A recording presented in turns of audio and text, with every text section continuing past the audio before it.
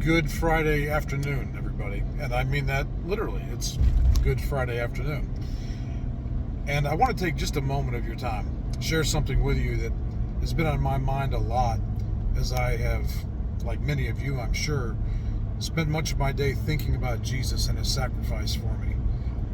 You know, the older I get, the more blown away I am by the love of my Savior. Instead of it becoming less meaningful to me, it has become increasingly meaningful to me that Jesus would suffer like he suffered for me. I am just stunned by that.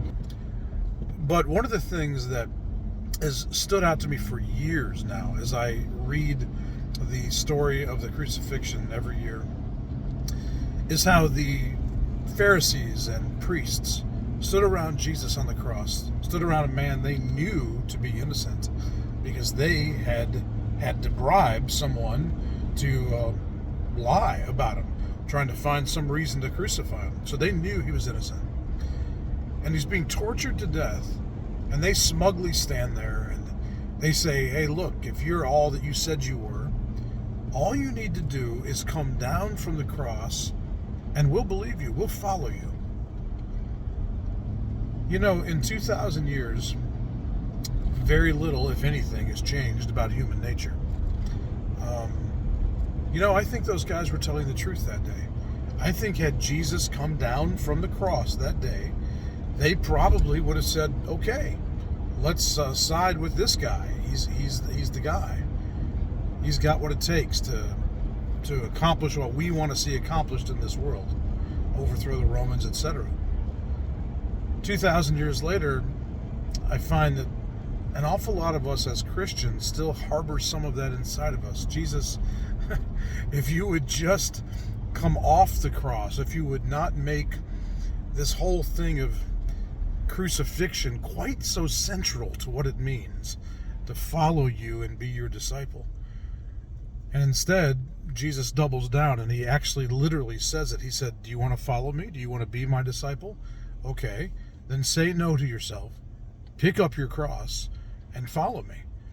To follow Jesus means I have to embrace a certain kind of suffering, the suffering where God calls me to a certain task, to a certain way of acting, to a certain kind of response toward those who are hurting me.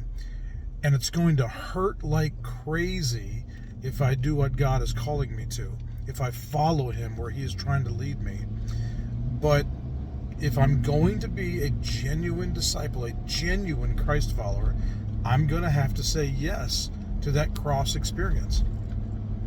You know, a lot of people tend to think that the cross they have to bear is maybe a health issue or a financial issue or a family issue, something like that. But the cross is never something that you encounter no matter what. In other words, if it's something that you can't get away from no matter what, then it's not the cross. The cross is something you have to pick up. The cross is something you choose by following Jesus in the direction he's trying to lead you. And that's hard. I mean, that's hard.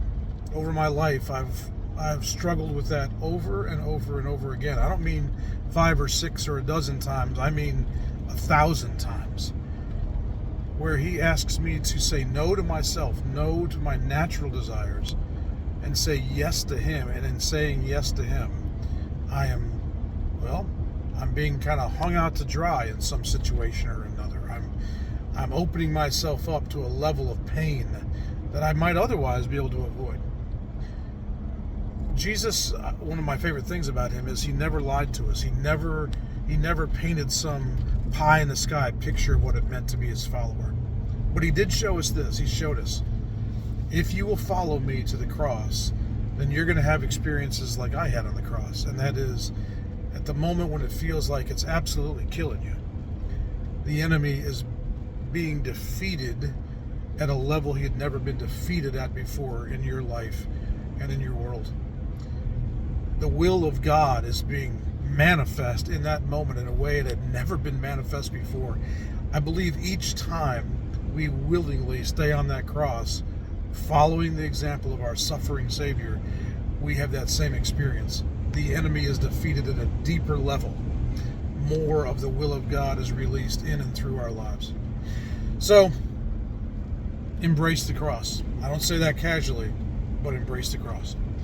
And by the way, this evening at 6:30, we're going to be having an incredible service, a Good Friday observance at church. 6:30. It's called Cross Purposes. I hope you can make it, and looking forward to seeing you there. Love you all.